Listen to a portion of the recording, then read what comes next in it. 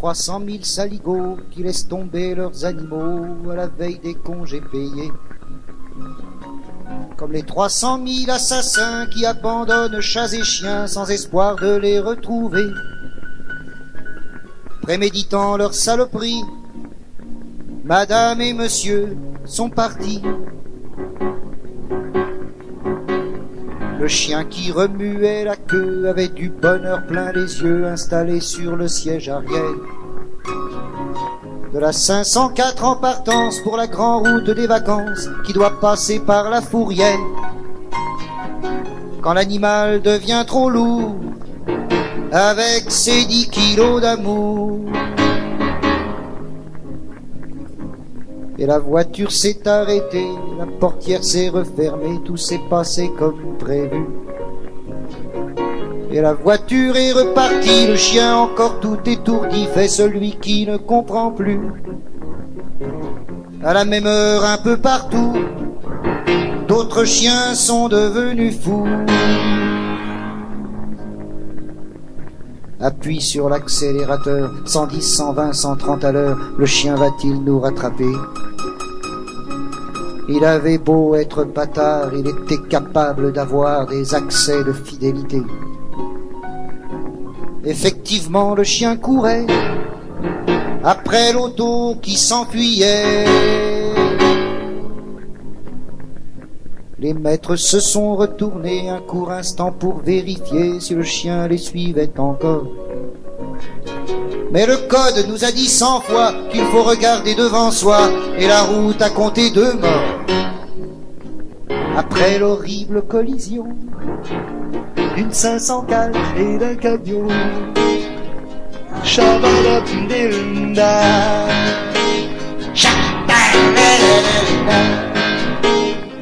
C'est vrai que les routiers sont sympas des fois.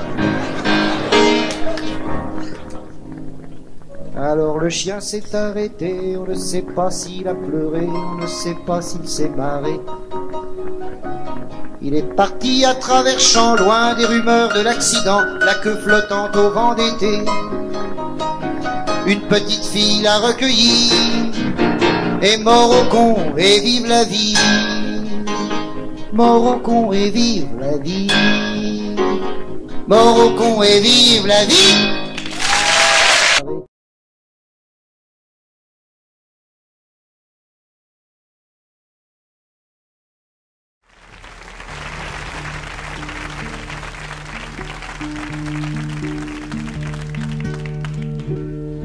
J'ai beau dire que tout va bien, j'ai eu beau faire semblant de rien, j'ai eu beau jouer les mecs blindés, les durs à la mâchoire carrée, qui tiennent dans leurs poings serrés leur vie comme une torche allumée.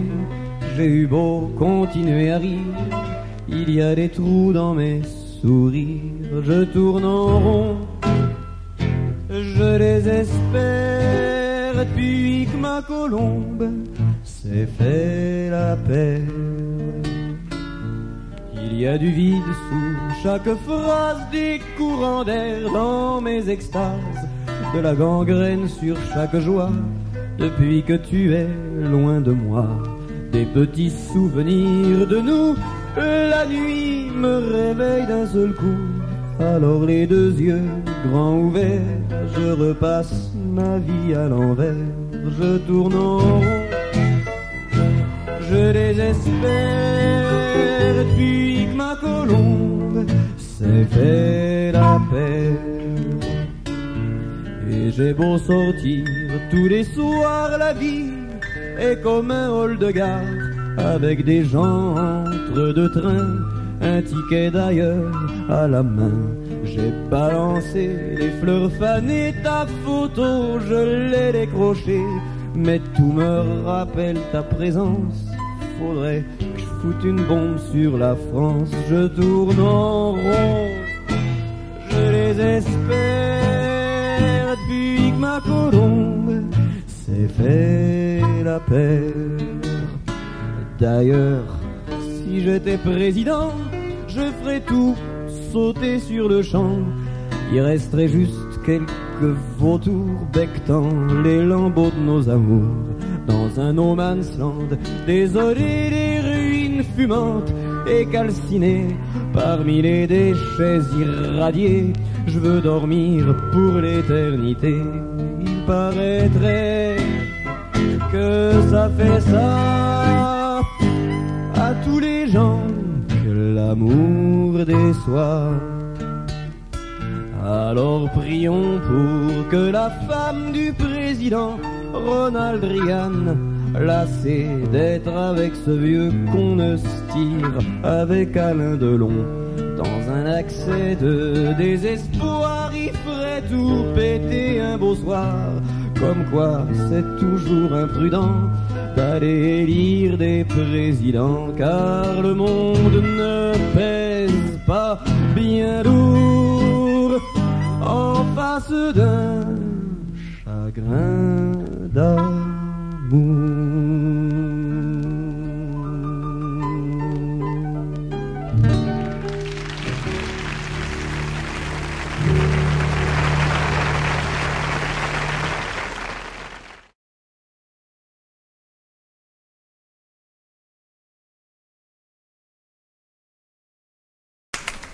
Restez assis.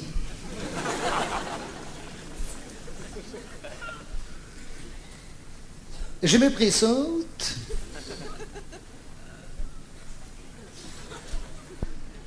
Je me présente. Und je me présente. Je suis le nouveau professeur d'éducation sexuelle.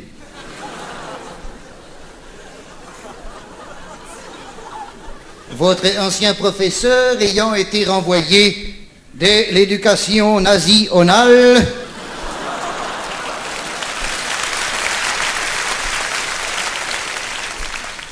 pour avoir pratiqué sur certains de ses élèves ce qui ne doit être considéré que comme de la théorie. Il est inadmissible que les professeurs abusent de ses élèves, même si ses élèves estiment ne pas être abusés, car les élèves ne sont pas en âge d'estimer.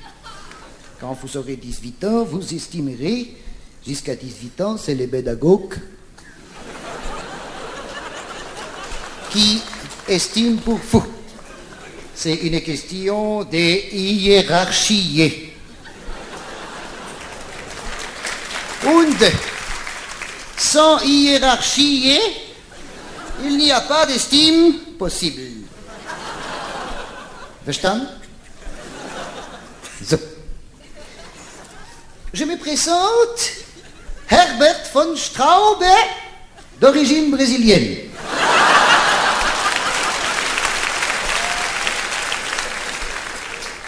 J'ai bien connu la France.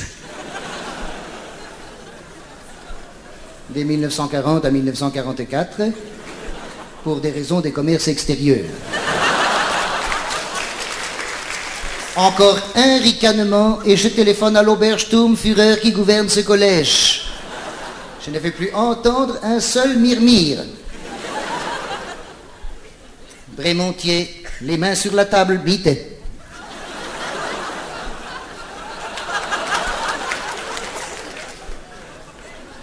Brémontier, bitte, ça veut dire s'il vous plaît.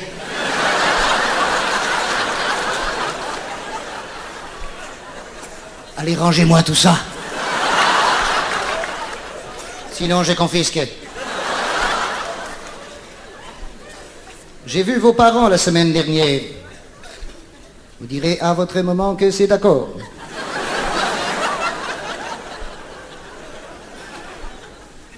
Qu'est-ce que la sexualité?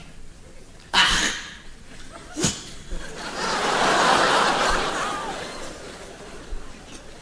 La sexualité, c'est une attirance qui rapproche l'homme de la femme une fois qu'ils sont mariés. Avant qu'ils soient mariés, c'est pas de la sexualité. C'est de la cochonnerie.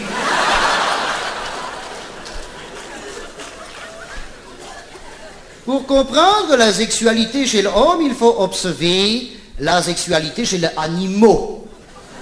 Ah ben, j'insiste sur le fait que l'homme n'est pas un animal. L'homme n'est pas un animal.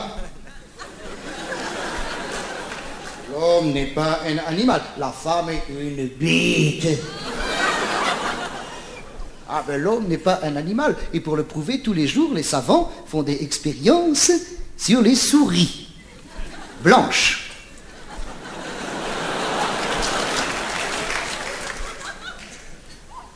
Prenons pour exemple le taureau.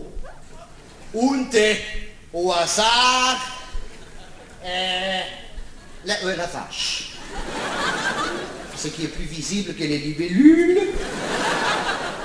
ou les petits oiseaux, ou les huîtres,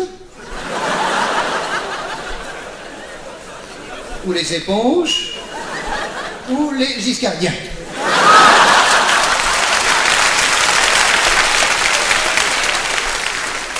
Le taureau et la vache. Je vous demande d'imaginer que nous sommes dans une ambiance champêtre. Champêtre. Les Tyrols au printemps, les petites fleurs qui pissent partout. Champêtre. Et je vous demande d'imaginer en outre que je suis une valkyrie.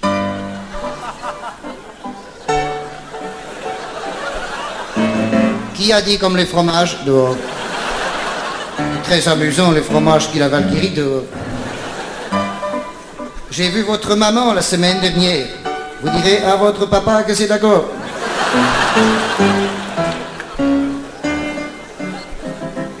Attention, je commence.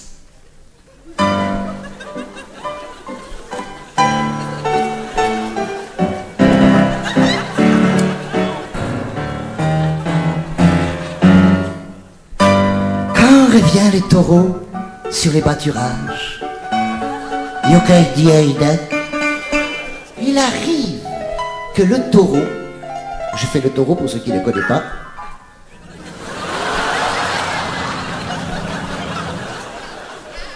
se sent attiré par la vache. Je fais la vache pour ceux qui ne connaissent pas.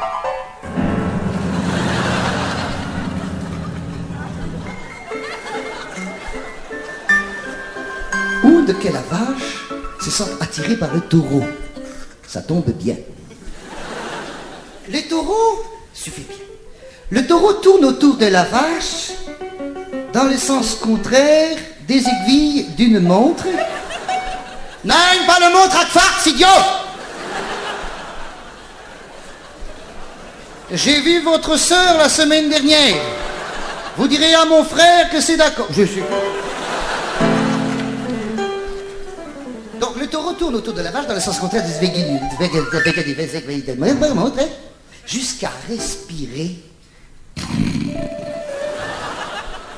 sous la queue de la vache. Suivez bien.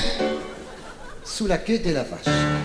D'assiste la queue de la vache, qui remue beaucoup pour chasser les mouches. Suivez bien. Si la vache lève la queue,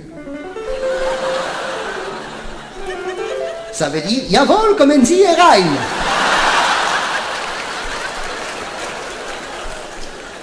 Si la vache baisse la queue, ça veut dire que c'est un bœuf.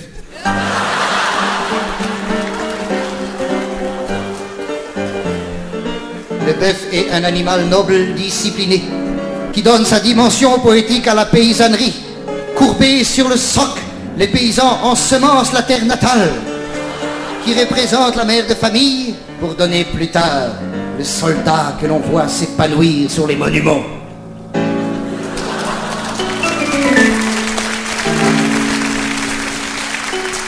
Nous voilà bien loin de la pornographie. Votre ancien professeur vous a raconté des histoires de zig-zig, des hardcore. Je suis là pour élever les ébats et porter les zig-zig à son niveau spirituel aussi. Je l'ai dit dès aujourd'hui. Plus de masturbation. Nein, branlette. Quand votre mère sera tentée de rejoindre votre sexe, un seul réflexe.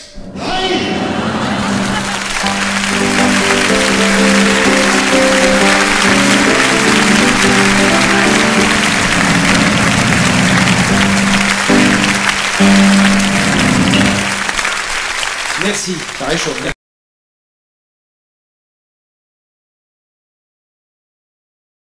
Attentat rue Copernic. Les bons sentiments, ils se sont amoncelés, sans doute parce que c'était l'automne. Le gouvernement, lui, s'est indigné. Oui, le gouvernement s'est indigné. L'indignation, c'est comme le loto, ça coûte pas cher et ça peut rapporter gros.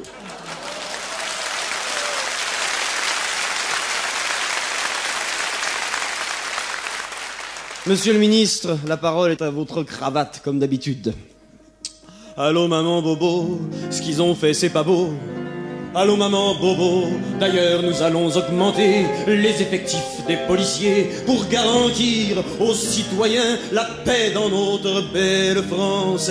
Y aurait-il un torchon dans l'assistance parce que j'ai du sang sur les mains, parce que j'ai du sang sur les mains, bah oui, parce que j'ai du sang sur les mains, j'ai du sang sur les mains, parce que j'ai du sang sur les mains. Mais monsieur le ministre, il y aurait 20% de fascistes parmi les policiers. Alors, ne craignez-vous pas qu'en augmentant, comme vous dites, les effectifs de l'extrême droite, vous augmenteriez d'un coup les effectifs de la police? Et réciproquement, je veux dire, naturellement. D'autre part, pourquoi observons-nous des résultats éclatants dans les coups de filet organisés contre le terrorisme de gauche et des déconvenus ennuyés devant le résultat des timides enquêtes sur le terrorisme du service d'ordre Giscard, d'extrême droite, pardon.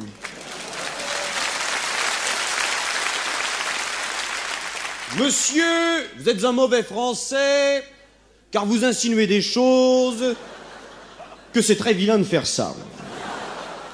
Ça nous fait un chagrin fou, à nous autres, les gens chargés de votre sécurité et de votre liberté, de voir qu'à chaque fois qu'on vous tend la mitraillette amicalement, vous crachez dessus. D'ailleurs, oui, évidemment, certes, néanmoins, il va de soi, naturellement, qu'il va sans dire que oui. Oui, il y a quelques brebis galeuses parmi les bavures. Mais la majorité des erreurs sont des gens parfaitement honnêtes.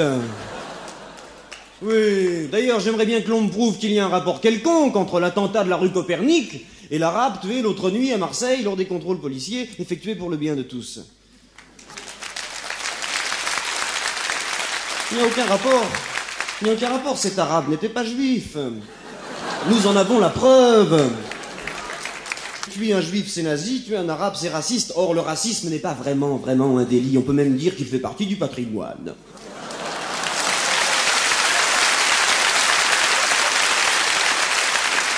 Et quant à l'attitude de la police devant les différentes formes de terrorisme, alors là, c'est très simple, puisque le terrorisme, c'est comme la tour Eiffel, il faut être loin pour bien la voir. Alors, pour le terrorisme de gauche, on a une vue d'ensemble, et c'est sans difficulté que nous plongeons au fond du problème. Mais le terrorisme de droite, on a le nez dessus, on le cerne difficilement, et si on lui tire une balle dans le cœur, on a peur que la balle ne ressorte par notre propre dos.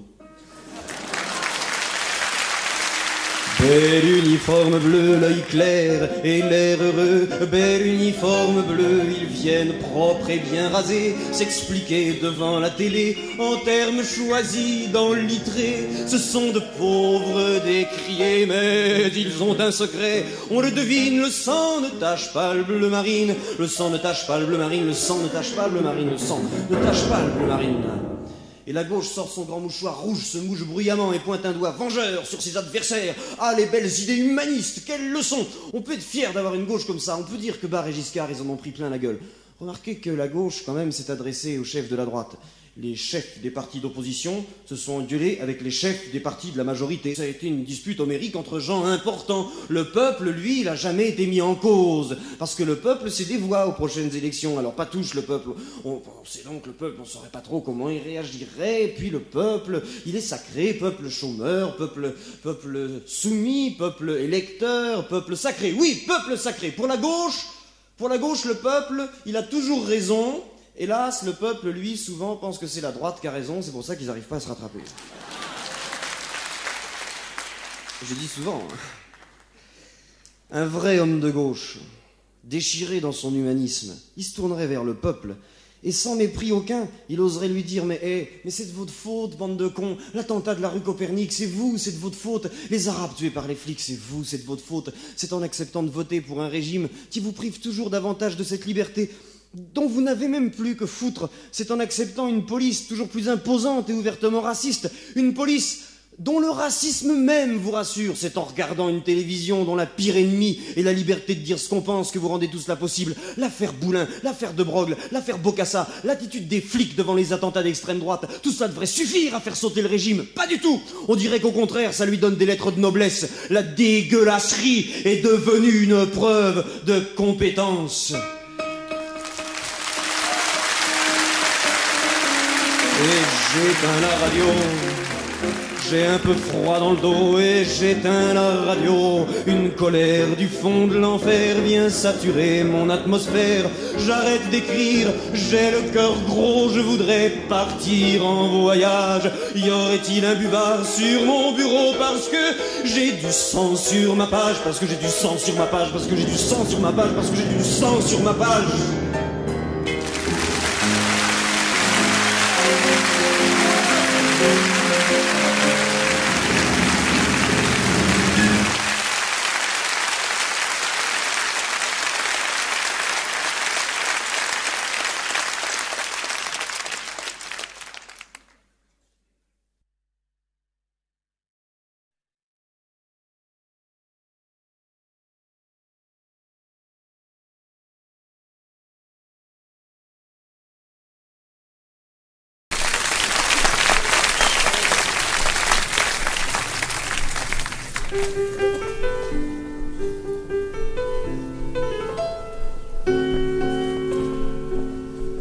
J'ai pas besoin de vous pour ranger mes vêtements. Partez, vous m'encombrez, dit la vieille en sautant. Pieds joints sur sa valise, on aurait dit Popeye. Elle avait encore la souplesse des abeilles. Et d'un pas décidé vers la gare Saint-Lazare, tandis qu'on faisait semblant de pleurer son départ, elle s'en allait trottant, son bagage à la main, avec 2 ou 3 pauses pour se tenir les reins. J'ai pas besoin de vous, dit-elle au contrôleur, laissez-moi ma valise, j'en ai pour un quart d'heure. L'hospice est en banlieue, on dit que c'est un château où les vieux jouent au Scrabble et aux petits chevaux. Moi j'ai horreur de ça, comprenez-vous monsieur, je n'aime que les westerns avec plein de coups de feu. J'ai vu 14 fois l'infernal chevaucher, je vous le raconterai bien, mais nous sommes arrivés. J'ai pas besoin de vous, dit-elle à l'infirmière, pour déplier les draps, laissez-moi, j'ai affaire. Alors de sa valise, à l'abri des regards, elle sortit 20 bouteilles d'un célèbre pinard, descendit au salon où les vieux et les vieilles jouaient aux petits chevaux en se grattant l'oreille. Bonsoir messieurs, mesdames, je m'appelle Fanchon, l'un d'entre vous n'aurait-il pas un tire-bouchon? J'ai pas besoin de vous, disait-elle au médecin, en élevant vers lui son 3e verre de vin, tandis que les vieillards autour de la pendule chantaient à 4 voix la grosse bite à Dudule. Et l'on vit ce spectacle ô combien ravissant de 80 gâteux quittant l'établissement afin de ratisser les hospices du pays, arrachant à la mort les moribonds surpris. J'ai pas besoin de vous, disait-elle au curé, qui sur le lit d'un vieux s'esquintait à prier. Vous voyez bien que ce cadavre n'est pas mort, s'il ne respire plus, par contre il bande encore. Un petit coup de branlette le remettra sur ses pattes, comme un coup de manivelle sur une vieille Juve à 4. Le prêtre révulsé tombait les bras en croix, il respirait encore mais il ne bandait pas. J'ai pas besoin de vous, répétaient tous les vieux, chaque fois qu'un député voulait s'occuper d'eux, car vous n'avez pas su vous occuper de nous, du temps où nous avions encore confiance en vous. Tous vos moyens sont bons pour gagner la coupole. Si les morpions votaient, vous auriez la vérole. En tant qu'improductifs, nous ne produirons pas un imbécile de plus à la tête de l'État. J'ai pas besoin de vous, dit-elle au nécrophage qui la poussait dans le ghetto du troisième âge. Saloperie technocrate qui inventa cette formule. Du haut de mon mépris, saloperie, je t'encule. Tiens, c'est la première fois que je dis un gros mot. Et tout en se versant un petit verre de Porto, elle fit un bras d'honneur, on aurait dit Popeye. Elle avait encore la souplesse des abeilles.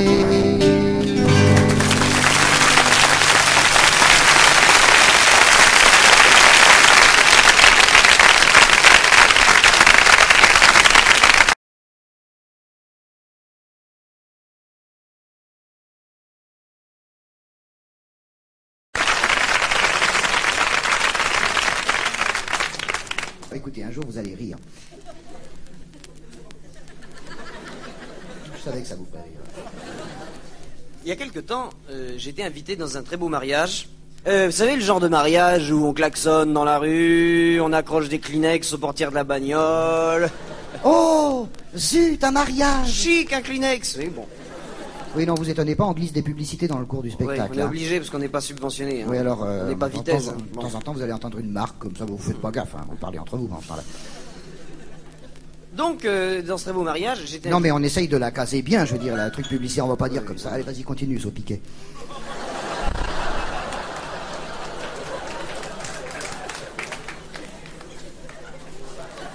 Voilà Jeff. Ah, voilà Jeff, Olida. Ça fait déjà 3. Oui, sais-tu pourquoi les gens ne klaxonnent que le jour de leur mariage et non pas après? Non, je ne sais pas. D'ivoire, bordel.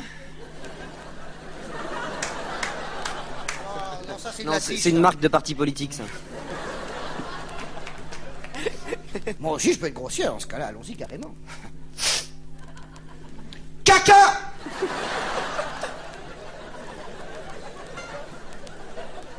Pas de raison. Ça, c'était la pub pour Jacques Borel.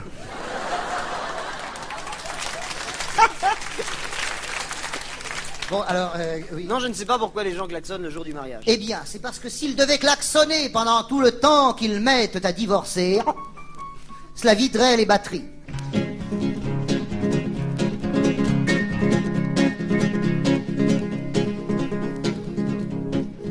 Il pénétra dans l'isoloir avec un petit air malicieux. On n'avait pas de peine à voir qu'il préparait un coup vicieux. Mais les gens de son entourage, en ce dimanche de printemps, ne firent pas gaffe au personnage qui se marrait intérieurement. Tandis que chacun dans son coin votait, puis fermait l'enveloppe avec soin pour cacher le tendre secret. Il mit un doigt dans sa narine, le retira sans hésiter, puis dans l'enveloppe bleu marine, il déposa une crotte de nez. Il fallait voir sa mine réjouie lorsque devant l'urne il passa. Le plus grand rêve de toute une vie s'était enfin exaucé là. Je suis gonflé, se disait-il, tremblant de peur à chaque pas, s'imaginant que toute la ville était au courant de l'attentat.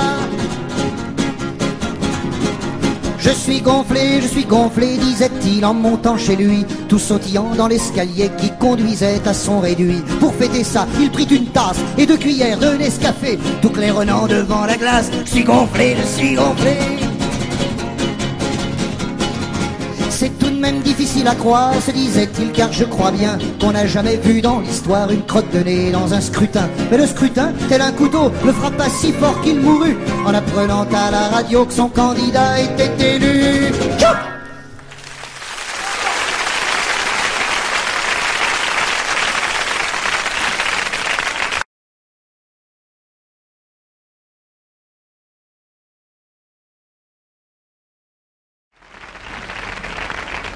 Ce soir, et puisque nous l'attendions tous et toutes en direct d'Antenne 2, vous le savez, la conférence de presse du président de la République, qui ce matin s'est déroulée à l'Élysée, est retransmise en direct.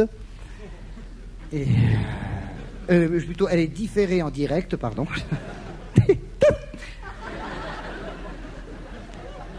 Pourtant, je l'ai pas vue cette semaine. Donc, Monsieur le Président, la parole est à votre cravate. Ah bien, à l'aube de cette conférence de presse, je tiens à vous dire combien je suis étonné, éberlué, ébahi de voir à quel point et avec quelle constance vous continuez d'écouter les mêmes conneries. Alors maintenant, si vous avez des questions à poser, je vais y répondre assez rapidement, car mon hélicoptère m'attend, comme tous les matins, pour m'emmener à la chasse, à Rambouillet. Oui, monsieur El Kabache, d'Antenne 2, eh bien je réponds à votre question. Et je réponds oui. Question suivante. Eh bien, Monsieur le Président, merci pour ces éclaircissements. Je passerai donc à la première question. Monsieur le Président, que pensez-vous d'un septennat qui durerait 4 ans? Écoutez. Oui, mais encore. Écoutez, mon cher, j'ai déjà répondu à cette question dans votre hebdomadaire qui paraît tous les mois. Bien. Oui, c'est peut-être parce que je ne le lis pas tous les jours.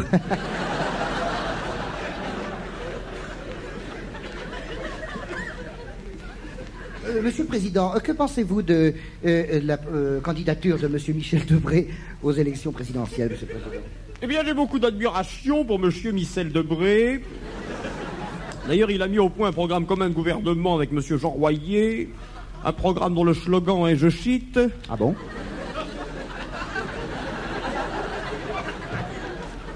Un minimum de quéquettes pour un maximum d'enfants. Oui. C'est une formule très raccourcie. Pardon. Je veux dire, c'est une formule qui mériterait d'être développée. Oh là, je m'enfonce. Oh. C'était du Hamel, vous spidez, là. C'est à la pchuche, Monsieur le Président. D'ailleurs, c'est Monsieur Michel Debré qui avait déclaré, il y a une quinzaine d'années, je m'en souviens, il faut que les Français fassent des enfants sur une grande échelle. Ça avait très bien marché, Ça avait très bien marché, sauf pour ceux qui ont essayé. Personnellement, j'ai essayé. Je suis cassé les genoux. Monsieur le Président, les parents en France sont de plus en plus angoissés d'être parents en France. Que pensez-vous du problème de la drogue? Eh bien, j'ai déjà répondu à cette question. Je cite... Ah bah oui, c'est vrai, vous l'avez déjà dit, oui. Il y a quelques années, vous êtes allé visiter les prisons françaises et vous en êtes ressorti, hélas, et là,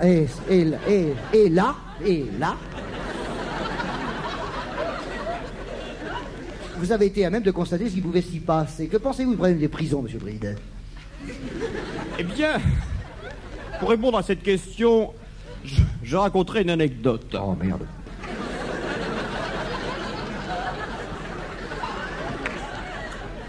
Lorsque j'étais un petit enfant, ma mère me disait tous les soirs, après le repas, le dîner du soir... Oui, parce que le dîner du matin, c'est... Ma mère me disait donc tous les soirs, ma couillette... Pardon, j'ai pas bien suivi. Qu'est-ce qu'elle vous disait? Elle me disait ma couillette.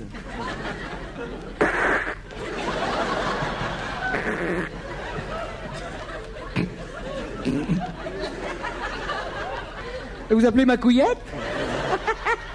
Et maintenant que vous avez grandi, elle vous appelle comment?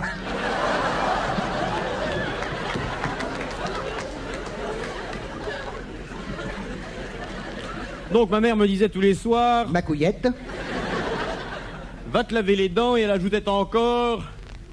Il ne suffit pas de se brosser les dents de gauche à droite et de droite à gauche, mais il faut aussi se les brosser verticalement, de haut en bas et de bas en haut, faute de quoi il reste des impuretés, notamment entre les molaires et les prémolaires, impuretés qui fermentent durant la nuit et qui à la fin finissent par provoquer les caries. Oui, je n'ai pas peur de le dire, les caries dont souffrent actuellement bon nombre de Français encore aujourd'hui, dans le silence et la dignité. Pardon. Eh bien justement, Monsieur le Président, bon nombre de Français se demandent, dans le silence et la dignité, s'il faut utiliser une brosse à poils dure ou au contraire une brosse à poils doux. C'est une bonne question, car si la brosse est trop molle, elle ne sert à rien, alors que si la brosse est trop dure, elle déchausse les dents. C'est pourquoi mon premier but, si je suis réélu, est de juguler la carie. Juguler la carie en imposant l'usage de la brossinette, qui est une brosse à dents de mon invention. La brossinette, la brosse à dents électrique qui nettoie les dents en supprimant instantanément les gencives. Là, je m'attendais pas à cette brillante réplique, monsieur le président. Là, je l'ai dans le cul, dans les dents. Dans les dents, monsieur le président. Dents. Vous pouvez pas l'avoir dans le cul, Duhamel, vous avez déjà trop de choses dans le cul. Eh oui, j'ai les 3 chaînes. Le paratonnerre de l'Élysée. Bien. Ce serait de la gourmandise, monsieur le président. Enfin, on peut rêver. Monsieur le président, monsieur, vous savez qu'à l'extérieur de la France, il se déroule des événements. Ah bon? Et... Alors, que pensez-vous des événements de Kaboul, monsieur le président? Alors ça, mon cher, c'est une affaire intérieure à la Yougoslavie. Et je ne tiens pas du tout à me brouiller avec le général Franco. Eh bien, ça sera transmis à monsieur Jules César. Tout à l'heure, en évoquant le problème des prisons et en prenant l'exemple de la brosse à dents, qui s'adapte très bien à l'exemple des prisons, monsieur le président. Et je voulais vous poser une autre question. Je vous la pose maintenant. Que pensez-vous du problème de la peine de mort, monsieur le président? En effet, car si la pâte est trop abrasive, oh non, merde, ça fait chier, pardon. Pensez à autre chose. Non, je veux dire, restons dans le vif du sujet. Que pensez-vous de la peine de beurre? Bien. Eh bien, en tant que président... Des chasseurs? La peine de mort me choque profondément. Néanmoins, je suis pour. Je suis pour, et pour sortir de ce dilemme, j'ai décidé, en accord avec moi-même... Qu'est-ce qui devient? Ça boum.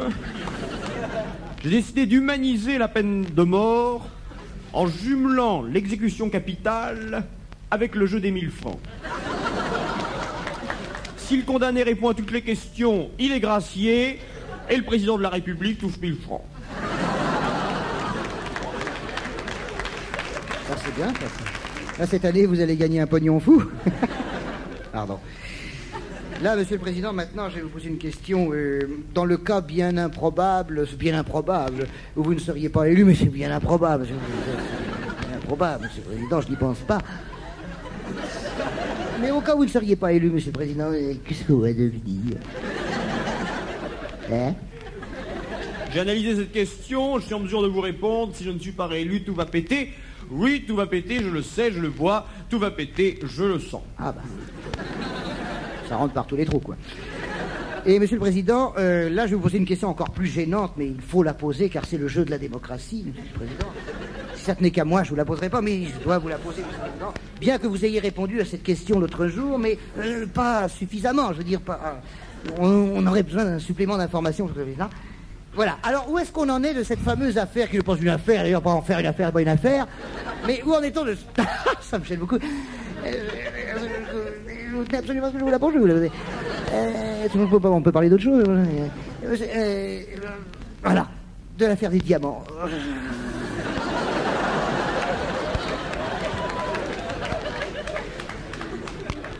Bien, alors d'abord vous êtes viré.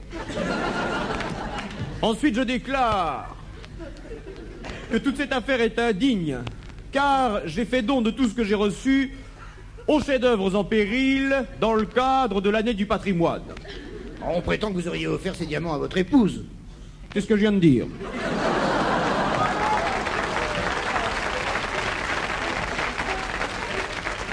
Il y a une question qui va être posée par le chroniqueur du Toulousain libéré, monsieur Castagnier. Vous avez la parole est à vous. Monsieur le président, une putain de con. Moi, putain de con. Que pensez-vous de tous ces bruits qui tournent autour de la personne du Premier ministre, putain de con? Moi, con. Eh? C'est vrai, que pensez-vous de tous ces bruits qui tournent autour de la personne du Premier couillon, ministre?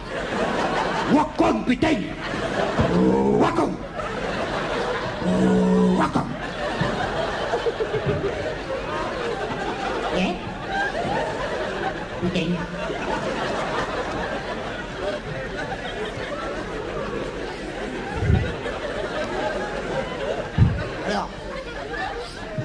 Eh bien, con.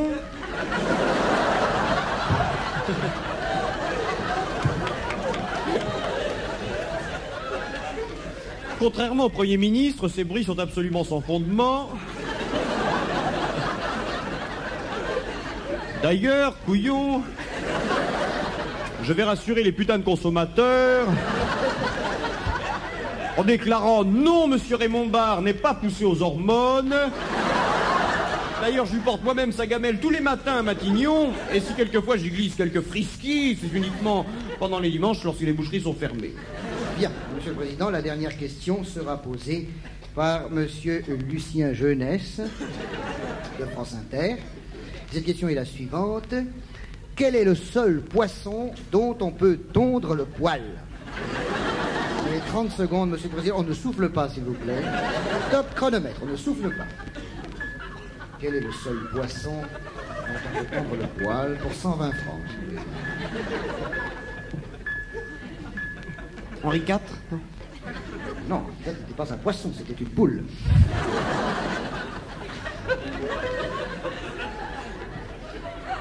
Eh bien, je pense que c'est le mérou, car le poil de mérouston. Bravo, Monsieur le Président. Très bien. Très bien. Et peut-être va-t-il nous dire... On ne l'influence pas. Monsieur le Président. Monsieur le Président. Oui, je pense que j'en resterai là pour cette fois-ci. Eh bien, bravo, Monsieur le Président. Merci, chers amis. Et à demain, si vous le voulez bien.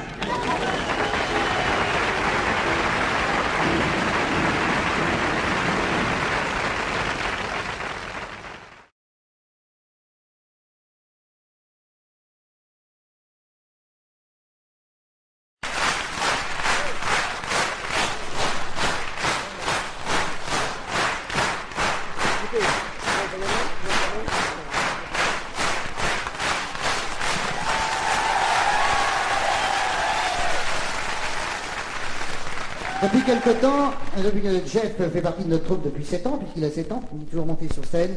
Et puis, il y a quelques mois, il a manifesté l'envie de chanter. Et il chante, mais sur une seule chanson. Une chanson qui n'est pas de nous, d'ailleurs. Oui, c'est un peu vexant, c'est une chanson de Charles Trenet. Alors, ça va être... Il n'a pas été dressé pour, hein. Attention, il a commencé à faire ça tout seul, de lui-même, et ce soir, il a dit, c'est moi qui veux terminer l'Olympia. Alors, du bon, d'accord, oui. termine l'Olympia. Jeff, enfin, tu veux ma bite? Oui, il se lèche la bite.